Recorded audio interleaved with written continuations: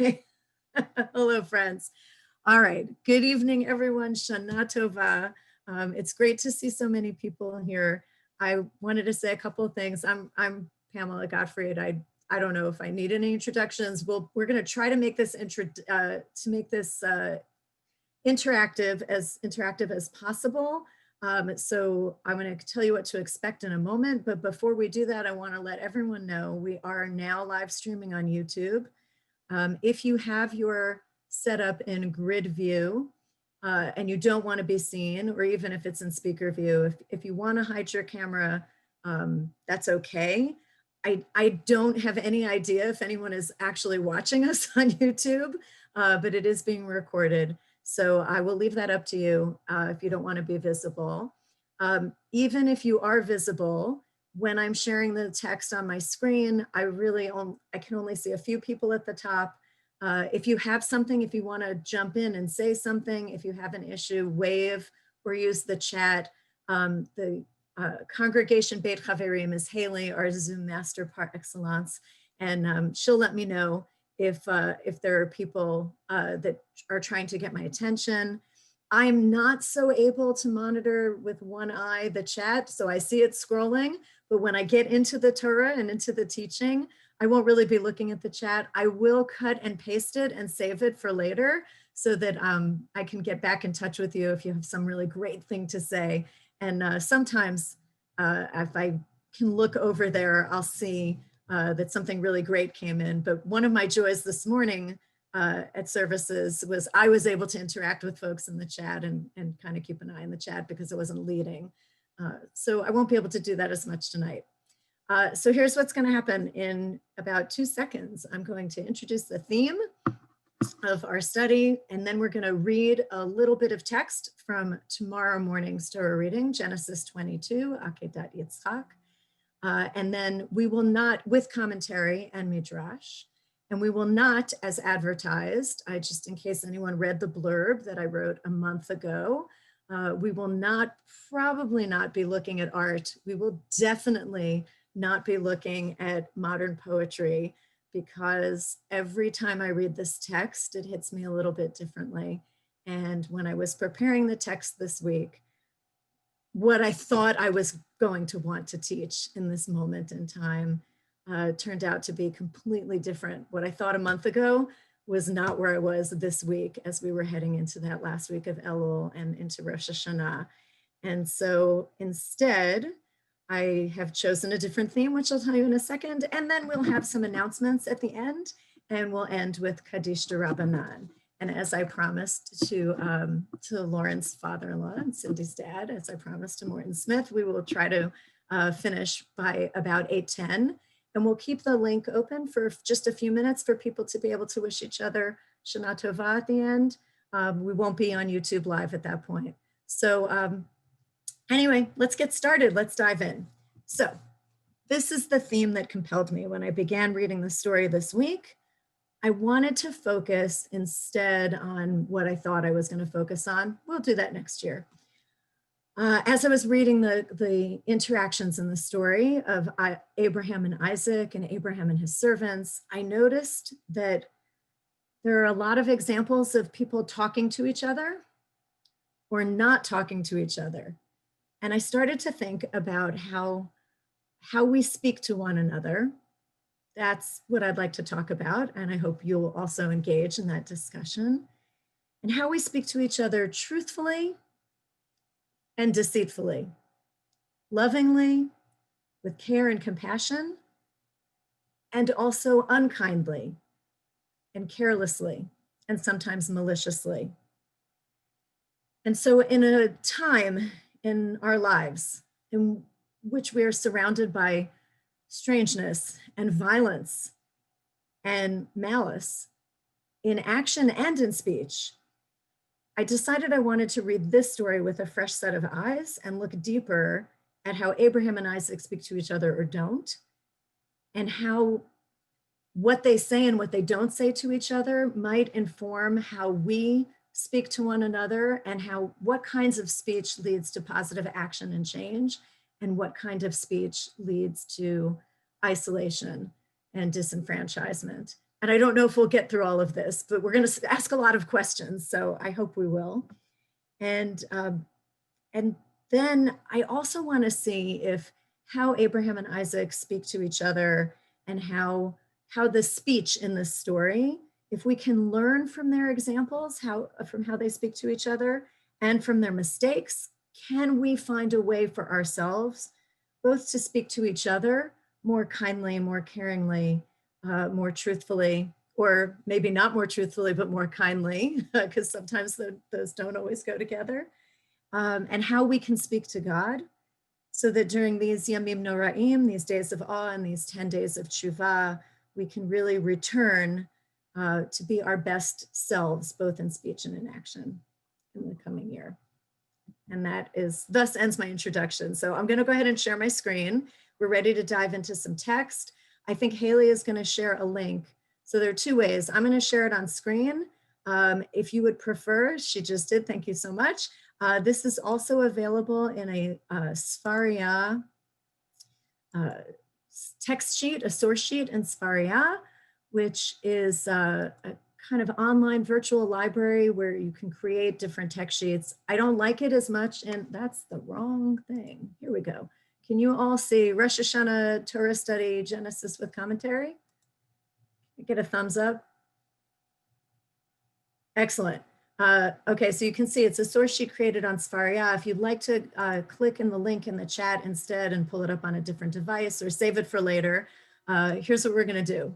We're going to start at the beginning of Genesis 22. I'm going to go ahead, and I can only see a few people, but I love not the sound of my own voice. So what we're going to do is we're going to read the first six. We're going to read the first six. I'm going to see if I can't even open the chat now. We're going to read the first 6 verses together, the first 4 without any commentary. And then we're going to read verses 5 and 6.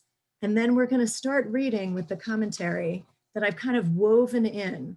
And this is the commentary of Menachem ben Shlomo. It's called Midrash Sechel Tov. And then later, so it's a medieval commentary. I'll tell you more about the author when we get there. And then we have another piece of commentary. And then I'm going to skip to the end, I think. And we'll just look at Friedman, because you know that my life would not be complete. And if you are following along, and if you have your Friedman at home, don't ask me what page it's on. If you have your Friedman at home, I think it's around page 78 in the 70s there. So it's Genesis 22, 1 through 6. Anybody who I can see, Lauren Levin, do you want to start us off? Would you like to read the first 6 verses in English?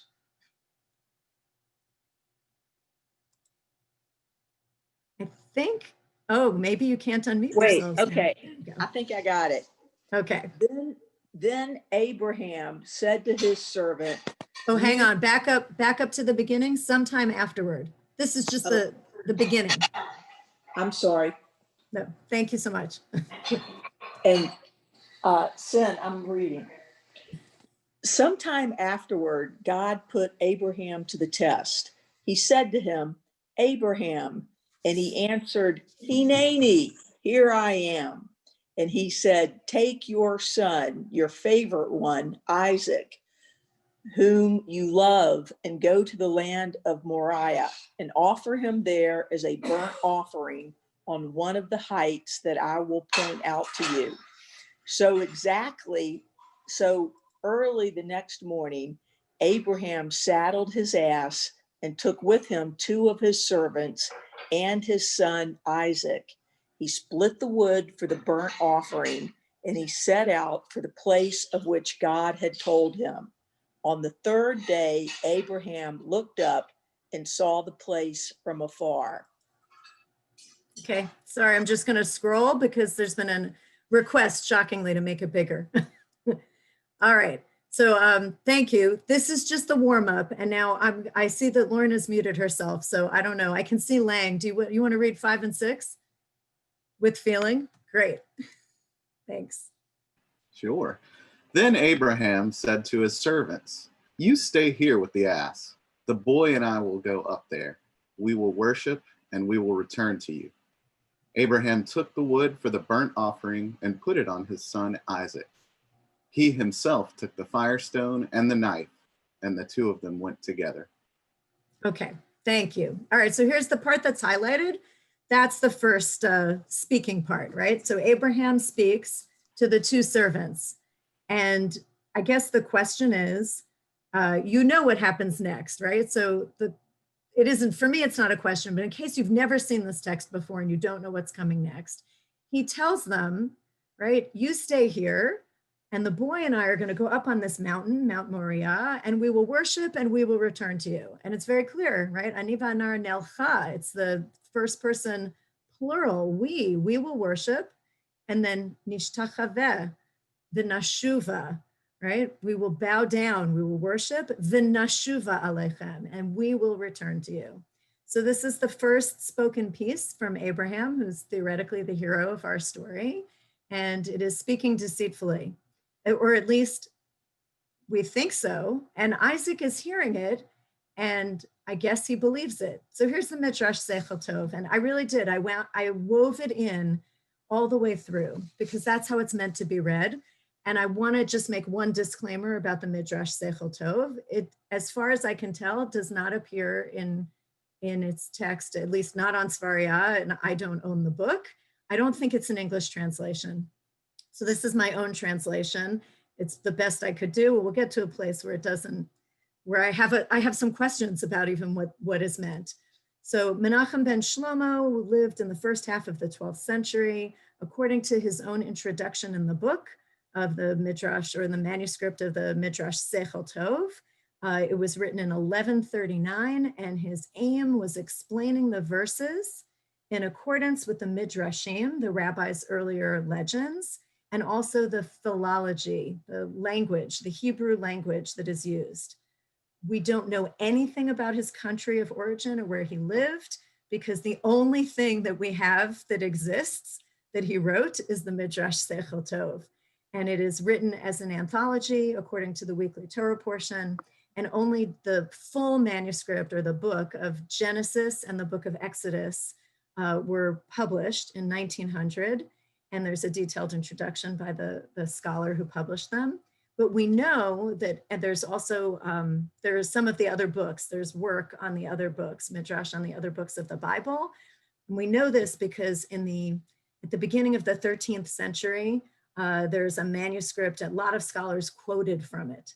So other scholars quote from things that even though we don't have the full text. So this is from the Religion Encyclopedia. That's what we know about Midrash Seichel Tov. And he's going to focus in on this word together, yachdav. So he says, yachdav, together, belev tamim, with an innocent or tam, a pure heart, ze la'akod, v'ze lehishtachavot.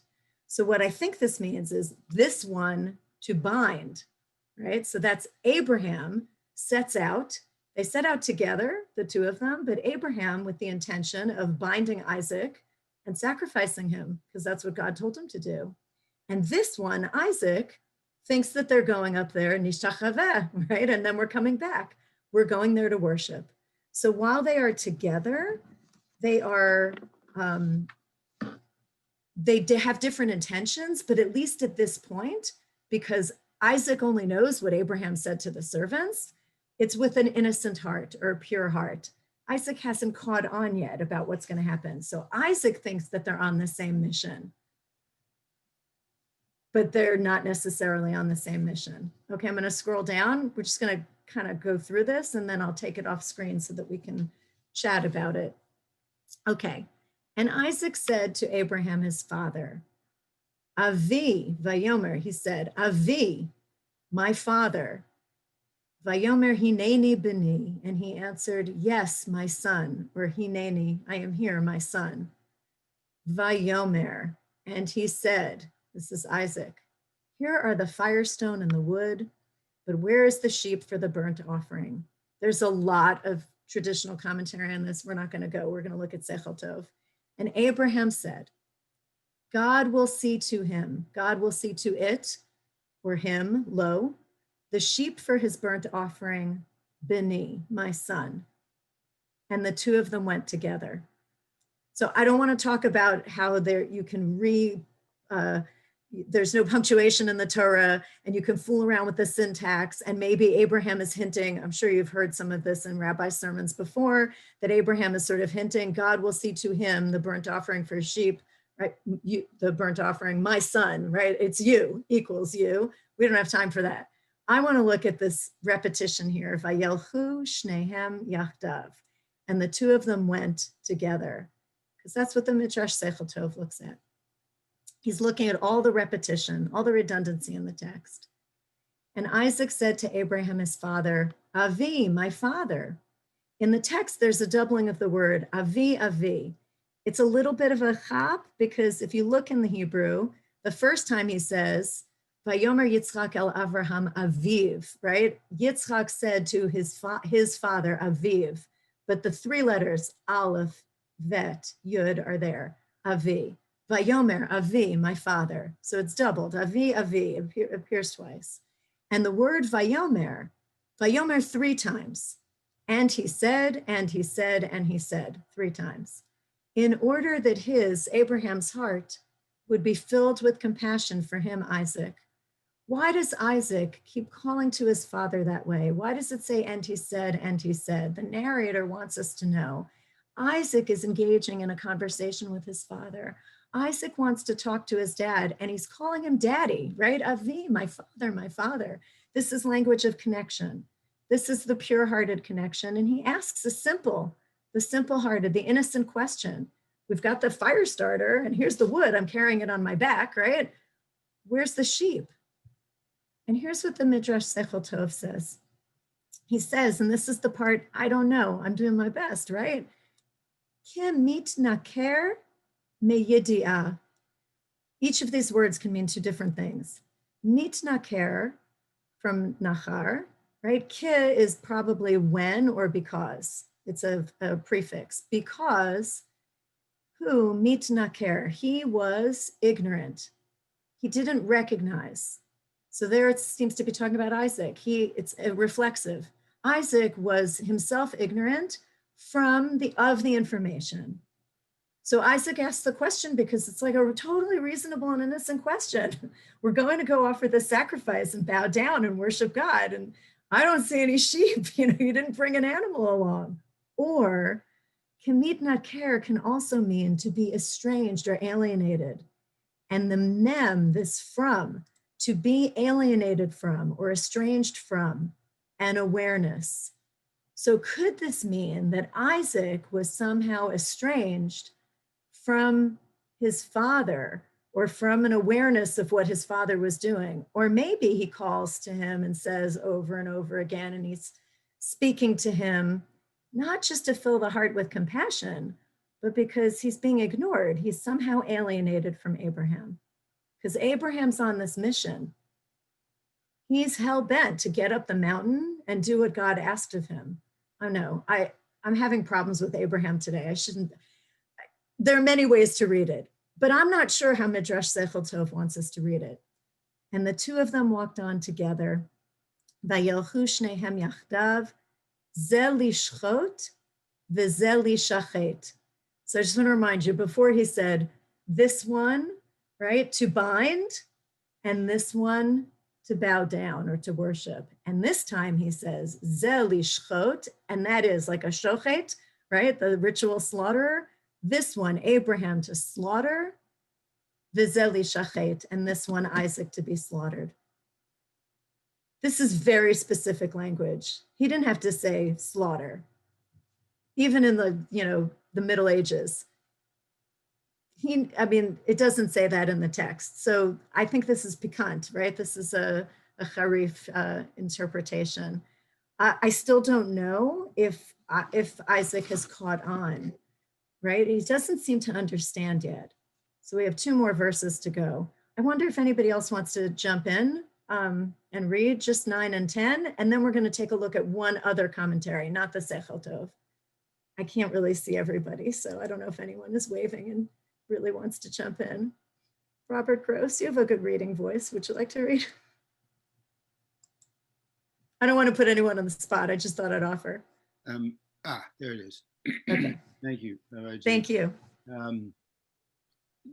before 9 and 10, you want to read? Yes, here, Genesis 9 and 10. They arrived. A Now we're brief going to get to comment. the action. Can I make a brief comment? Yes, go ahead. That my immediate take on the notion of estrangement as an alternate explanation of what the text said was that Isaac actually suspected what was going on, but Mhm. was in denial. And he repeated, my father, because he's getting a little nervous. He says, oh, wait a minute, we're doing a sacrifice here. We got the knife, we got the wood, and there are no sheep. Uh-oh. Right. It wasn't a totally innocent question at that point. It's kind of like, he might be catching on. All right, let's look at 9 and 10. And for sure, he's going to catch on now. Thank you. They arrived at the place of which God had told him, and Abraham built an altar there. He laid out the wood, he bound his son Isaac, and he laid him on the altar on top of the wood. And Abraham picked up the knife to slay his son. Excellent. Thank you. Okay.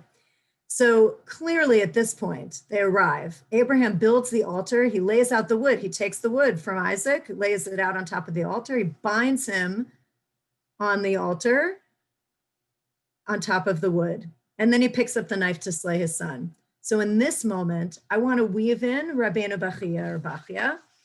This is not Bachia ibn Pakuda. Some of you may have studied him in the Musar texts. There are two Rabbeinu Bachias. This Rabbeinu Bachia is Bachia ben Asher ibn Halawa, who lived in Spain, 1255 to 1340.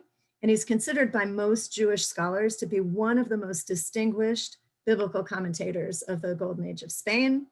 And he uses also, he uses exegesis, but he uses logical analysis and philosophical exegesis. So he folds into his little homilies philosophical truths that he thinks are already embodied in the Bible, which is a work that transcends the wisdom of human beings. And he's very analytical in his approach. Now, in this piece, I'm going to scroll down. Tell me, can you see him there, Rabbeinu Bachia? And he took the knife. Here he's quoting the Midrash Tanchuma, which is a very, very old compilation of rabbinic legends, stories and discussions, and even little sermonettes. And that was written really early, 300 to 500 CE. So, but this is what Rabbeinu Bachia chooses to say about he took the knife. According to the Tanchuma quoted above, he said, Avi, that now remember, Isaac doesn't say anything. I should have said this before. In 22, 9 and 10, there's no talking. Isaac doesn't speak. He only asks the question, where's the sheep for the slaughter? And then we have action. They arrived at the place. Abraham binds him to the altar, picks up the knife to slay him. And here, Isaac is silent. So I don't know if, like Robert said, is it denial or is at that point he can't speak? Maybe we will look at one painting. I see I have the Caravaggio there. It'll be hard not to look at it. Okay, so he says, Avi, again, my father. And then this is the rabbis, the early rabbis put these words into Isaac's mouth. Do not tell my mother, right? Le'imi, don't tell my mother. So lovingly, he's speaking caringly, still to his father, he says, Daddy, don't tell mommy. While she's standing on the roof or standing at the mouth of a well, near a well, Shema, lest in case, tapil atzma v'tamut, she will fall on herself, right? So she will fall faint, she will collapse, and she will die. So I don't know if this is Isaac saying, okay, I'm going to go along with this. If this is what our mission was, I didn't know it before, but okay, he's still speaking to his dad. Dad, when you tell mom, make sure that you tell her in a safe way. So he still cares. It seems like the language, at least in the imagination of the rabbis imagine that Isaac still loves both of his parents. And he cares very much that his father will speak kindly and compassionately, truthfully to his mother and let his mother know what happened, but not in a way that will cause her harm. Or is he just resigned? Is he forlorn? Is there nothing that can be done? Because he's already bound to the altar and dad's got the knife at his throat. I'm going to stop sharing screen for a minute. I see that Steve and Margie have raised hands. So I'm going back to grid view now. I have no idea. There are 58 screens, so there's no way that it's going to be super interactive, but I guess maybe raising your hand is a good way. So I can't even see you, but go ahead, Steve and Margie, jump in.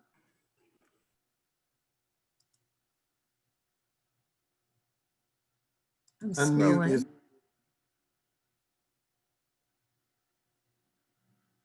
Do you need to be asked to unmute? Oh, yeah, this is going to be complicated. I hate for it to be frontal. I'm unmuted. Ah, fabulous. There you are. Good to see you. Okay. My question is fairly straightforward. In the context of the time, you said that one of the commentaries was possibly from as much as 2,300 years ago or even more. Mhm. In the context of those times, were society still doing things like following the law that says you stone your children to death if they step too far out of line, like having sex before marriage and some other things that are very clearly written in the Bible, in the text? So by the year 300 to 500, so that Midrash that he's quoting, Midrash Tanchuma, which we will look at in Lunch and Learn also, that's already like, it's still early rabbinic Midrash, but no, I mean, with the rabbis wrote all of those laws that were in the Torah, the Ben Sarer Moreh, which we'll also talk about, right? The recalcitrant, son who's a glutton and a drunkard, and you should take him out to the city gates and announce that he's recalcitrant and he doesn't listen to our voices, and then everybody stones him. The rabbis wrote fences and fences, right? They legislated around even capital punishment by that point. So this midrash is a contemporaneous or even later than midrash that we find in the Talmud, where it says that a court that executed someone once in 7 years, the Sanhedrin that executed or carried out capital punishment once in 7 years was a hanging court. And then somebody else corrects the rabbi who said that and says, no, once in 70 years, it's a hanging court. And then the next one says once in 700 years, it's a hanging court. So no, and there was never child sacrifice. I mean, we can talk about Friedman and talk about all of the things that are in the Bible, some of the ancient Near East stuff, that even they weren't doing child sacrifice and sacrificial cults. I mean, they were sacrificing animals, but by 300 to 500, we weren't even sacrificing animals anymore. The temple's gone already since the year 70.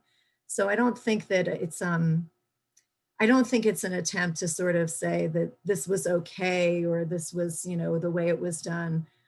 I don't think it's trying to give historical context. I think that that Midrash Tanchuma, that Rabbeinu Bachya, who's quoting Midrash Tanchuma, and he wants to show some philosophical truths. I think he's trying to say something about human nature and the parent-child relationship, or how, when we are facing a situation in which we have no choices, how do we respond? How do we speak to people that are, for whatever reason? I mean, maybe he did recognize that this was ultimately the mission that his father was on. How do we interact with people that we think are trying to do us harm, or have a different idea of what the proper expectation is? I have no answers about this. It's just something I've been reading all of these texts and thinking, maybe someone who shows up for Torah study will have some brilliant insight. So does anyone have some thoughts about saying, wait, in the text, why does the early verse say na'ar and not yeled? What is a na'ar? Okay, we've got a good Hebraicist here. Na'ar means a young man. I mean, in rabbinic Hebrew, there's a whole debate, and I don't want to go into that whole thing. There's rabbinic math, right? How old was Isaac? He wasn't a little kid.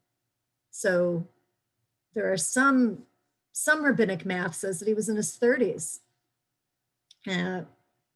But Nar implies, you know, a 13-year-old, someone who is beyond the age of bar mitzvah.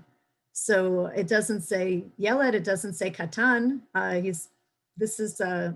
He has free will, he has volition. So either he went along with it or he was overpowered by his 100-year-old, 100-and-something-year-old father.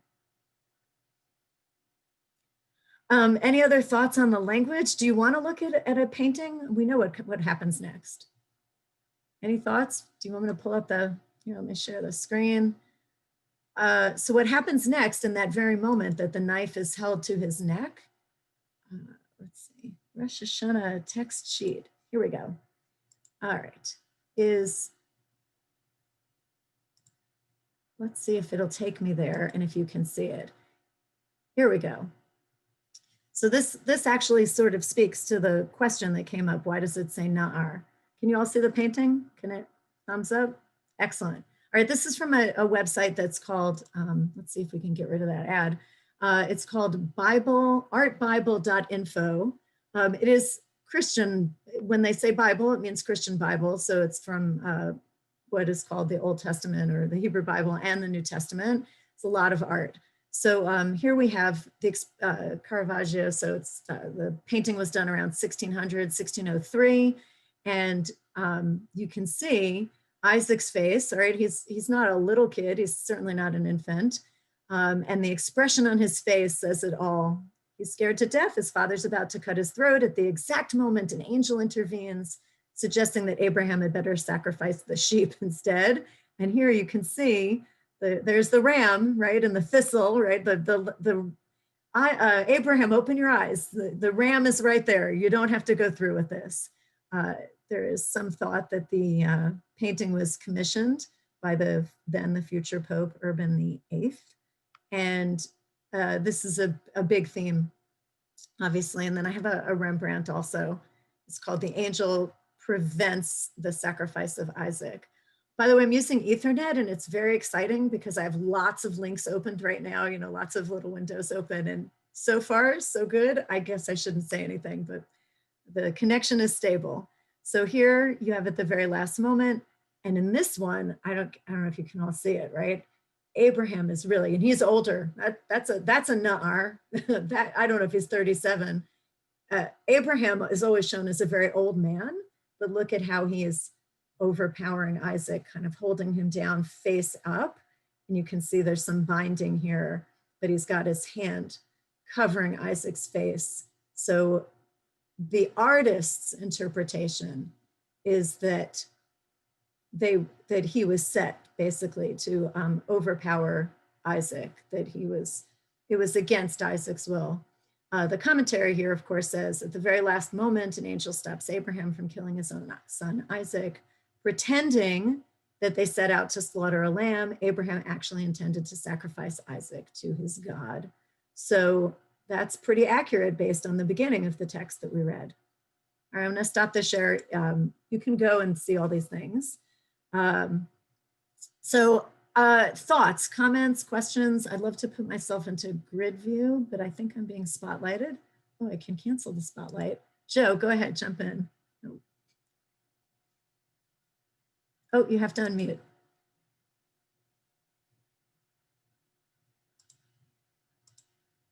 There we go. Uh-oh.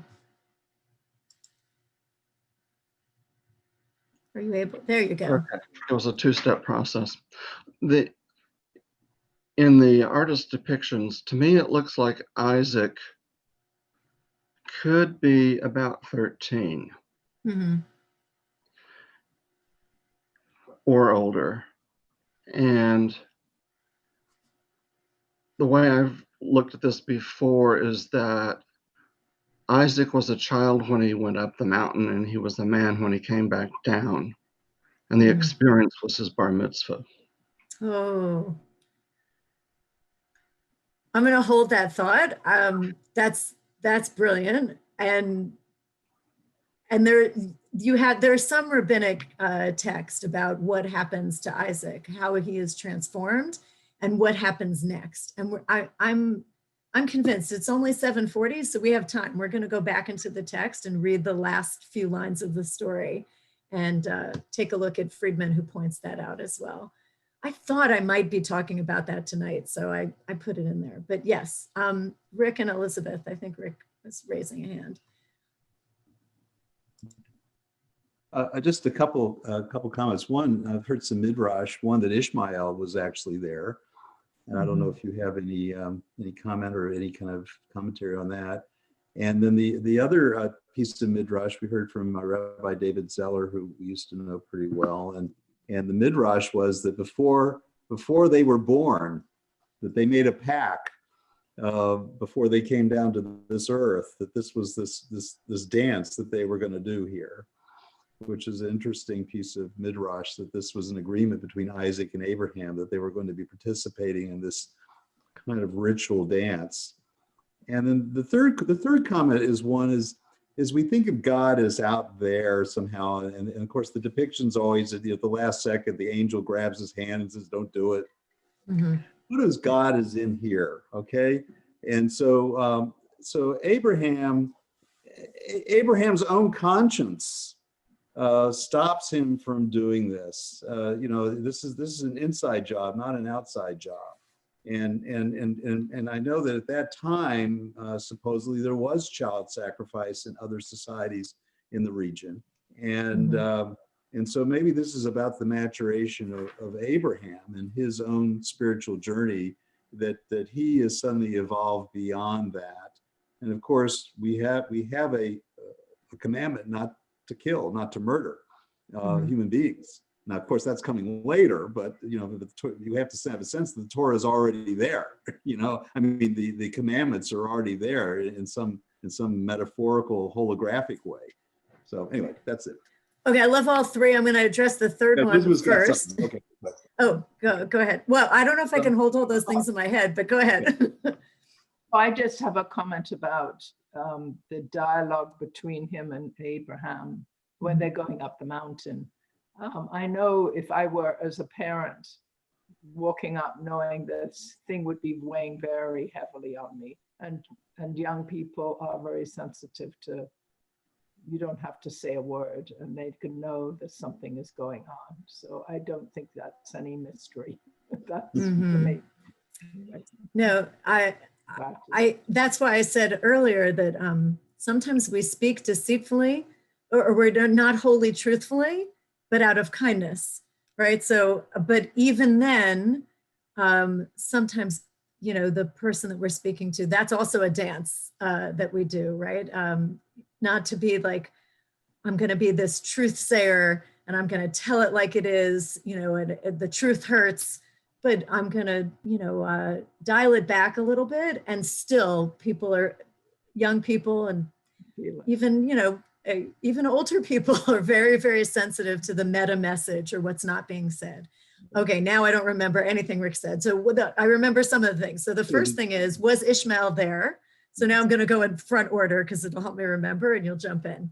So there is a classic rabbinic midrash, all that old midrash basically says that the two servants were Eliezer and Ishmael.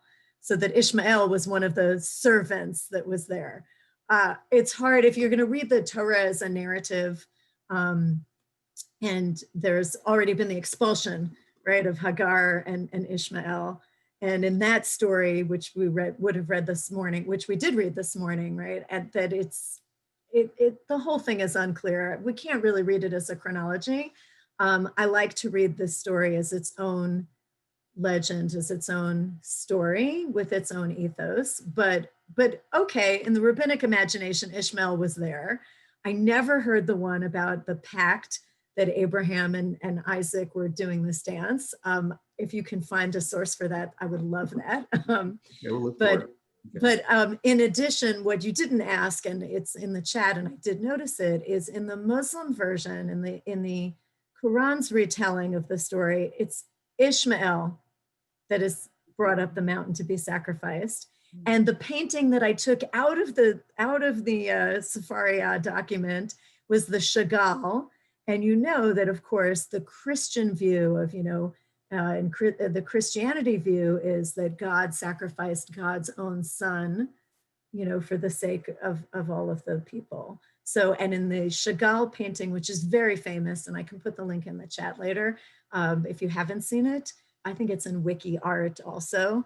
The Chagall has in the background, it has a cross, and there's a lot of actually rabbinic midrash talks about Isaac carrying the wood for the sacrifice up the mountain and carrying the stone. And they have Isaac with the cross.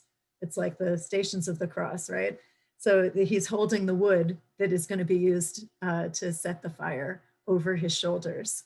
And then when Abraham, it says in the text, takes the wood from him, that's how he carried it up the mountain. So there's a lot of midrash that kind of puts all three of the Abrahamic traditions. It has its own spin on what really happened on the mountain. The idea that there was already, there was child sacrifice, or there was human sacrifice going on contemporaneously in other cultures at that time. I can't speak to that as well as Professor Friedman can, but he definitely talks about how that it is a misconception that necessarily there was human sacrifice going on.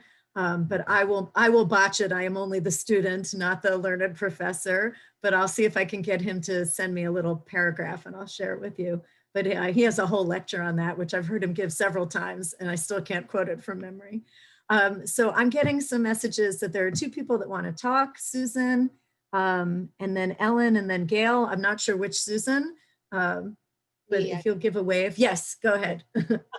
Yeah, I mean, in a way, Rick asked it already, but I just have always, I'm interested in why you don't, it always seems like if you do put the stories of Hagar and Ishmael together with this, that just thinking about Abraham as a person, that it must have sat heavily on him what he did to Hagar and Ishmael.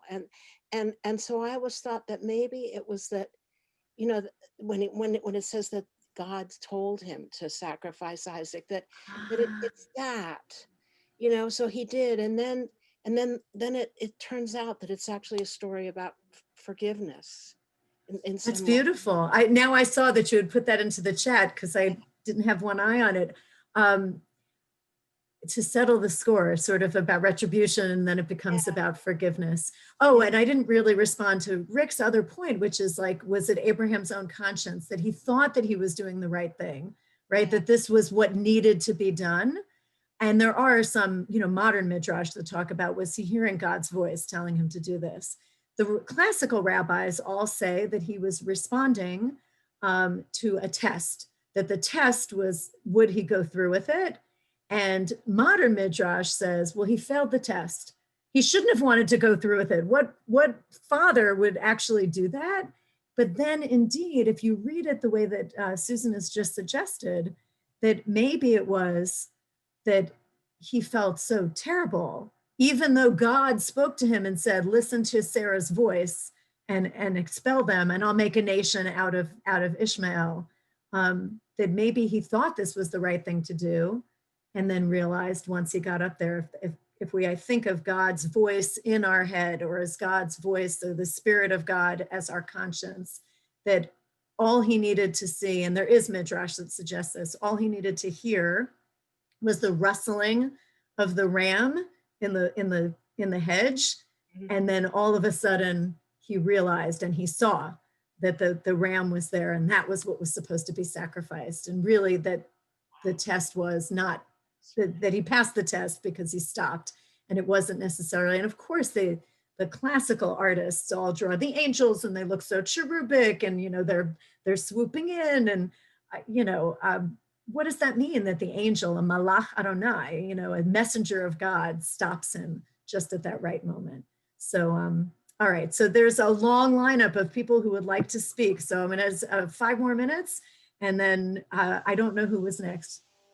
I already lost it. Susan, then Ellen, and then Gail. Yes, Ellen, but it's not Ellen, it's Andy. Right. Go ahead.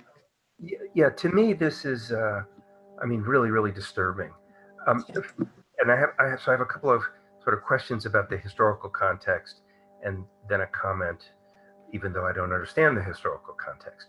So historical question number one is, when Abraham tells the servants, y'all stay here, would that have been out of the ordinary, or would that have been customary? Like, I want my privacy, or would normally people like keep their servants like right at hand? That's question number one. Question number two, on this issue of human sacrifice, is there any way of knowing whether humans that were sacrificed were of that tribe, or were they captives, or, you know, in other words, somebody who has is less human, subhuman, so therefore you can just, you know, off them. What stands out to me, and Rabbi G, you talked about the conversations of who's saying what to whom. What we see play out here is a sort of authoritarian mindset. Abraham tells the servants, stay.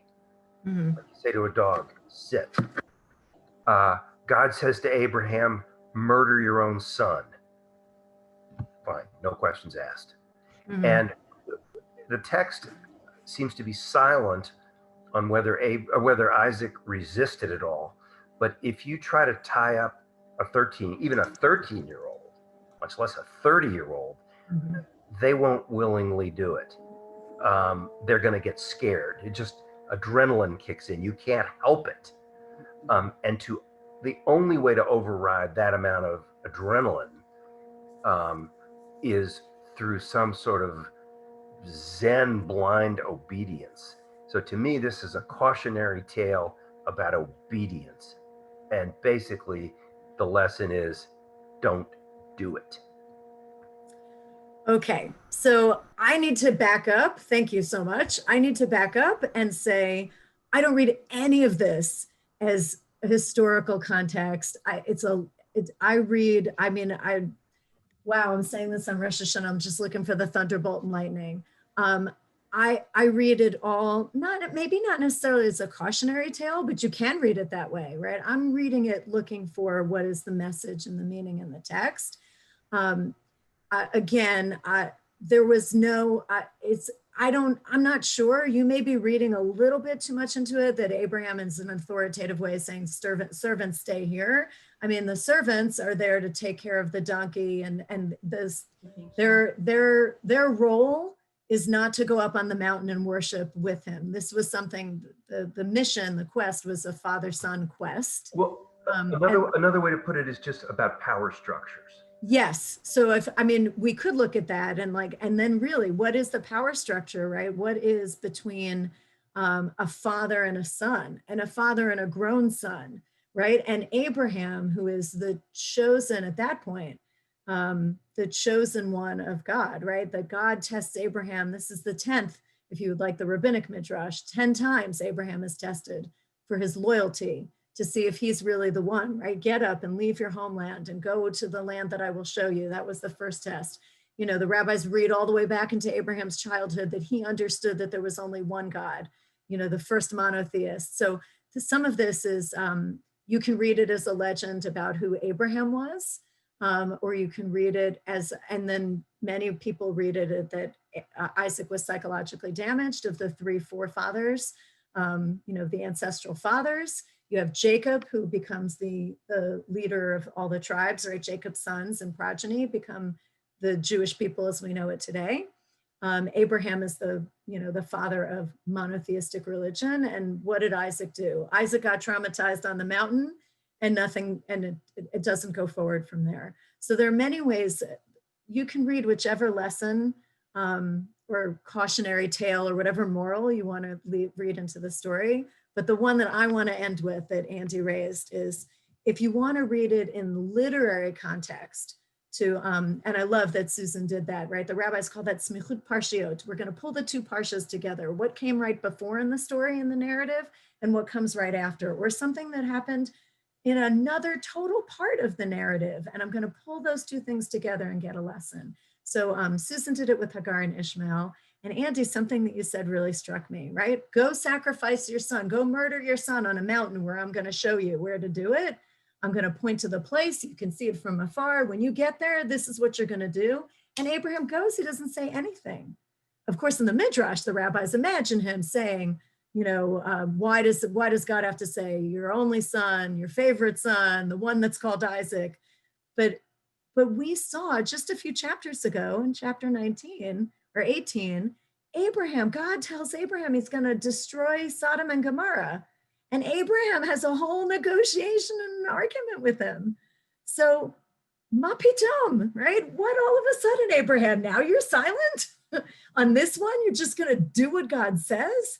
So I want to pull those two parshas together. Where's that feisty Abraham who's resisting, what his conscience is telling him is the right thing to do, is to resist. Here he's like, sure, God, if that's what you need from me. So it's a very problematic story. I have no answers. I would very much like to go back into the text just to kind of put a nice ending on it. But I know that it was Gail who was waiting. There was one more person. Oh, there you are. Hi. Yeah, Andy really expressed the essence of what I've been feeling, which is, my God, why do we keep reading this story? We had such a beautiful evening and daytime service today, filled with so much love and community and hope. And then we have this story that seems, frankly, like there may have been a message in it at some point, but is there truly still a message for us today? And I really respect the effort. I do. No, I appreciate your saying that. Thank you. But I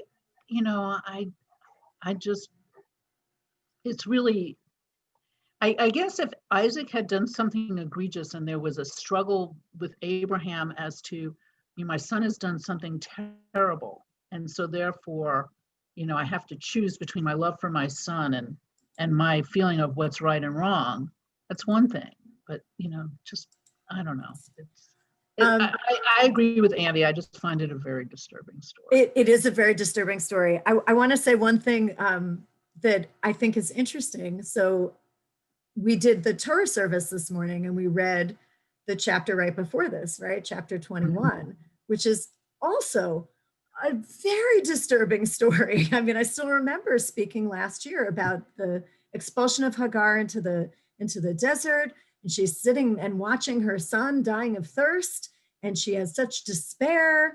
And then again, an angel intervenes and God opens her eyes and shows that there's a well of water there and makes promises, right? So the rabbis that chose what the liturgical readings would be for both days of Rosh Hashanah, they chose these two very disturbing stories. So like, even though there was so much love and so much, and on the Rosh Hashanah liturgy also, who shall live and who shall die. And they're called the days of awe, and awe meaning sort of awesome, but awe also fear and terror. They're called Yom Hadin. This is the day of judgment, where we believe that we're standing before God in judgment. And we don't say Happy New Year on Rosh Hashanah.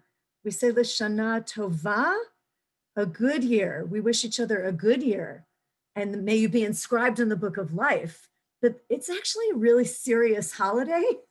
And if we go back to its origins, it doesn't say anything in the Bible. It says to blow the horns and, sound the trumpets. Rosh Hashanah isn't even mentioned. It's not even called Rosh Hashanah in the Bible, right? It's called Yom Truah, the day of the blasts of the horn. So in some ways, the holiday is born. The way that we celebrate, or the way that we observe Rosh Hashanah now, is born out of the rabbinic tradition, at a time before or after the temple is destroyed. All of the messages about return and repentance and doing the right thing, and they're not easy texts. We read difficult texts and we recite medieval poetry, liturgical poetry, piyutim, that is very, very difficult. So it's not like Sukkot. Sukkot is the season of our joy, right? And we celebrate. Sukkot is all about celebrating the harvest. And Rosh Hashanah is an invented rabbinic holiday that doesn't have as much, it has a lot of gravitas. So I make the effort because this is the text that has been given to us. I'm open to finding a different text to read as part of the reading. But I think it's worth digging around in there to see what the message might be, even though I think in an hour, and I see that the hour is late and it is 8 o'clock. So thank you for staying with me. I just saw in the chat that people really love horror this year. It seems like normal life. Maybe all of these texts and the reason that they're worth looking at, either through fresh eyes or looking at in the time that we are in this moment, if all of our new year is about renewal and return and trying to do better in the year ahead. And it really is this idea that we don't know when we're going to die and we have to repent one day before we die. That's the rabbinic idea that nothing is really in our control. We can't control what other people say to us. We can only control how we respond to it. That maybe we are supposed to struggle with these texts, and maybe it's worth kind of struggling with them. That maybe the way that we find redemption or return in the new year is by reading these difficult texts and trying to figure out what the heck we're supposed to glean from them. So, but it is an incredibly disturbing story. And I guess maybe I'm going to share really quickly, very, very quickly, because if you'll stay with me one more minute, let me just see. I think that this isn't going to make it better, but I think it's worth reading verse 19. Can you all see it? Genesis 22:19. Yes? Okay, great. I just want to make sure you weren't seeing my email or something else.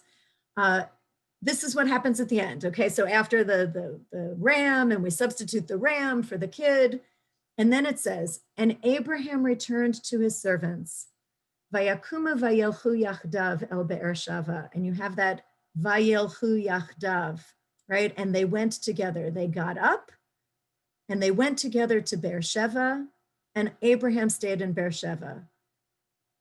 We have to see what's the lacuna in the text. Abraham returned to his servants. Where's Isaac? Isaac's not with him. And they got up. They, the two servants, and Abraham got up, and they went together to Beersheba, and Abraham went to Beersheba. So Friedman just points out, right? Abraham went back to, he says, the boys, Haverim. The text does not mention Isaac going back. There's much that's written on this. I wrote a short story about this. There's classical rabbinic literature that says that Isaac went off to study, after this traumatic experience, he went off to live somewhere else and study. And he was in paradise. He's in the Garden of Eden with Elijah the prophet, being rehabilitated and studying Torah. And that was what my short story was about, that midrash. And I thought I was going to talk about that tonight, but no. Abraham had told the boys, we'll come back to you, me and Isaac, right? Isaac and I will come back. Both midrash and critical scholarship have dared to raise the possibility that in one version of the story, Abraham actually sacrifices Isaac. And he talks about this in his book, Who Wrote the Bible. But in the present form of the text as we have it, in the redacted text that we get to read every year, Isaac is spared. And that makes this verse the most powerful verse in the whole story. Following the binding, the Akedah, Isaac and Abraham do not go back together. And moreover, Isaac and Abraham are never quoted as speaking to each other again.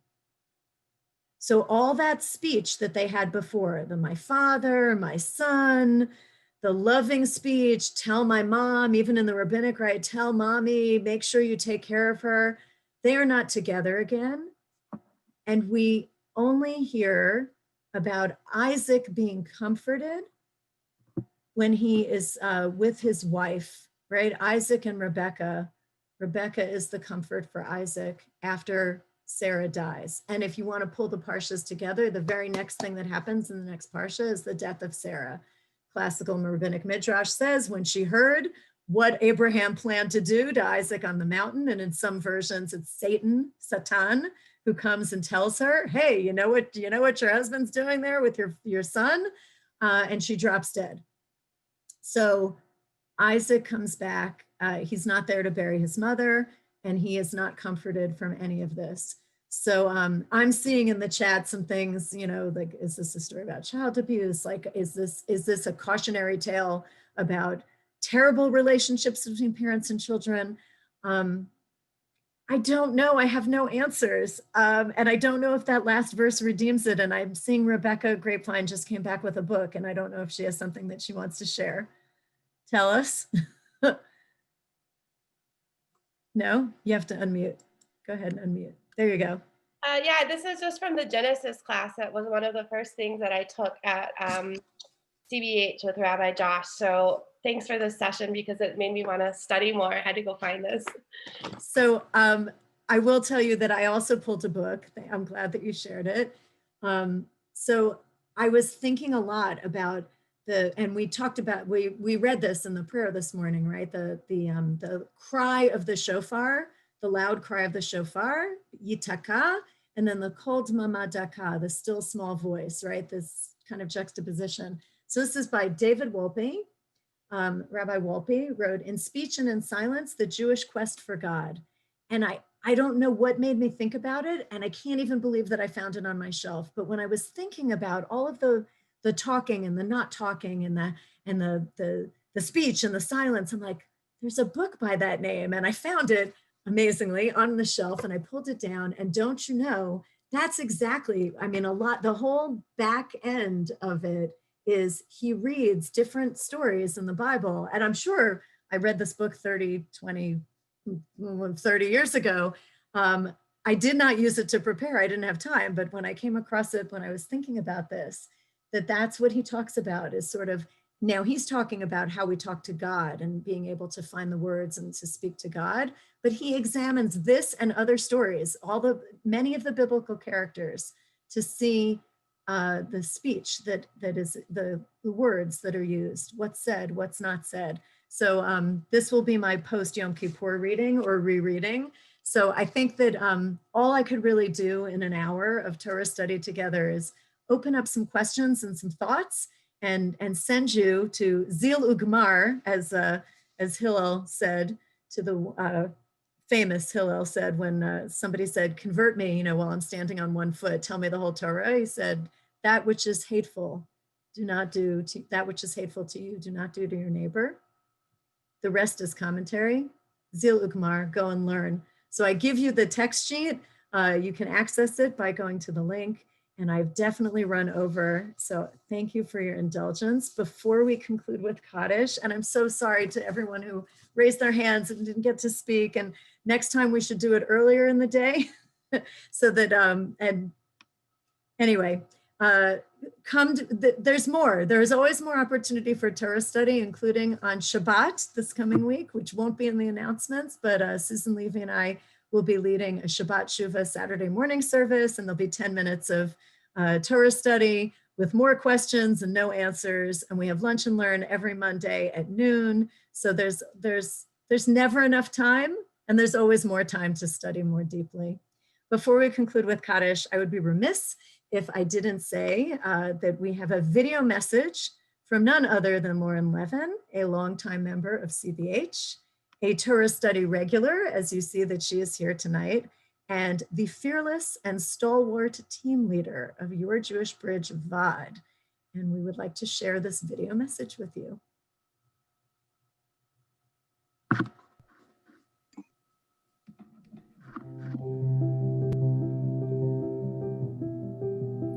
Hi, I'm Lauren Levin. A long time ago, I was 30 years old. It was 1991. I was burned out from practicing immigration law in New York City for 4 long years, and I decided to move back to Atlanta, Georgia, only to discover I no longer fit in either of the Jewish communities in which I was raised. My grandparents were founding members of Ahava Achim Synagogue. Our high holiday seats were on the front row, and we had to attend Shabbat morning services every week. We also attended the temple. That was my mother's Jewish community of choice. I needed a synagogue that would welcome and nourish all of me, not only as a Jew, but also as the gay woman that I'd become. Although I knew nothing about Reconstructionist Judaism, I knew that I'd found my spiritual home at CBH. And I'd discovered my place in the world playing right field for our Burning Butches softball team. Over the next 25 years, I moved to Boston and Sydney, Australia. But each time I returned to Atlanta, I was warmly welcomed and embraced by CBH. These past 6 months, my life, like yours, has been a real challenge. In addition to the global pandemic, I'm struggling with the challenges, responsibilities, and the pain of being the primary support for my mother, who has advanced Alzheimer's. I can't stop my lifelong best friend and cheerleader from disappearing. In my law practice, I'm managing increasingly anxious and fearful clients seeking U.S. and Australian visas in a broken global immigration system. And most importantly, I want to show up for my marriage to Cindy Smith. Recently, I've realized that just as CBH was there for me in 1991, it's here for me now. I rely on pastoral counseling. I find solace in communal prayer and joy in our music program. Best of all is the evening 10-minute minyan. It's a remarkably diverse and welcoming group of about 20 members and non-members from all over the U.S. It's led by very creative and inspirational lay leaders. And after the brief service, we all hang around to talk about crazy current events and catch up on each other's lives. It's truly amazing all the support that I've gotten from this tiny shul. That's why this year, when CBH really needs our financial support, my wife and I are doubling our high holiday contribution. We've also signed up for the Legacy program.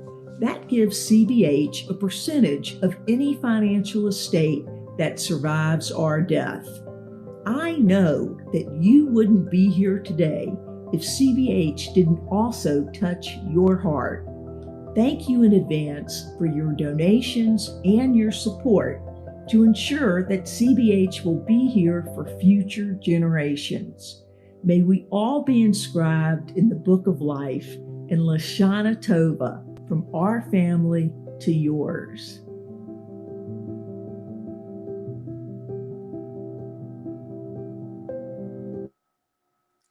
Wow, thank you, Lauren. I saw that some folks had trouble seeing the whole video. If your video cut out, I'm pretty sure that you'll be able to catch them in other services and at other times. Before anybody else drops off, I wanted to conclude with Kaddish. This is the Kaddish de Rabbanan, the Kaddish that anyone can say, anyone who feels like they learned Torah. And so I would love to have anyone who would like to join us. I'm going to share it on screen in a minute. I also wanted, before we say Kaddish, to invite people to put names. There may be some of you that are saying mourner's Kaddish at this time for people that you are mourning, that you are observing a yard site for. You can put those names in the chat. Thanks. And while those are going in the chat, I also wanted to remind everybody that tomorrow morning, it's still Rosh Hashanah, so tomorrow morning we will have shofar service at 10:15 a.m., followed by the chant service at 10:30 a.m. I hope that all of you will join us throughout the High Holy Days. I also put in the chat when we have some more learning going on. And thank you all for hanging out this evening. And it's wonderful. I will, before I log off, I will cut and paste the chat so I can see all the things that I missed and try to connect with you during the 10 days. But please bear with me. I'm going to ask forgiveness in advance if I don't get to respond to everyone individually until after Yom Kippur. All right, so if everyone has shared their names in the chat, I'm going to go ahead and share the Kaddish on screen. And if it's your custom to stand, go ahead and join me at home. I know that you're all muted. I can see some of you. Maybe if one of you would unmute, maybe Lauren Levin, if you would unmute so I can get an amen, that would be great. Thanks. Yitkadal v'yitkadash shemei Rabbah, v'yalmad divrach chirutei v'yamlich malchutei b'chayechon u'v'yamechon u'v'chayei d'chol beit Yisrael ba'agala u'vizman kariv v'yimru amen. Amen. Yehei shmei Rabbah mevorach le'olam omer maya, Yitbarach v'yishtabach v'yitpa'ar v'yitarmam v'yitnaseh v'yitadar v'yitaleh v'yitalal shmei kudesha b'richu. La'ela ula'ela min kol berchata v'shirata tush b'chata v'nechamata da'amiran v'yalma v'yamru amen. Amen. Al Yisrael v'al Rabbanan v'al Talmidei Hon v'al kol Talmidei Hon v'al kol man de'oskin be'oraita diva atra hadain v'di b'chol atar v'yatar. Yehei lahon u'lachon shalom rabba china v'chista v'rachamin v'chayin arichin v'mizanar v'chei m'forkana mikadam avahon v'yishmaya v'ara v'yimru amen. Amen. Yehei shalom rabba min shemaya v'chayim tovim aleinu v'al kol Yisrael v'yimru amen. Amen. Oseh shalom b'mramav, u'barachamav yaseh shalom, aleinu v'al kol Yisrael v'al kol yoshvei tevel, v'imru amen. Amen. We wish everyone a Shana Tova, l'Shana Tova Metuka, a sweet and a good new year. May we all be inscribed in the book of life. I think that we are going off YouTube live at this point, and I'm happy to leave the link open. Haley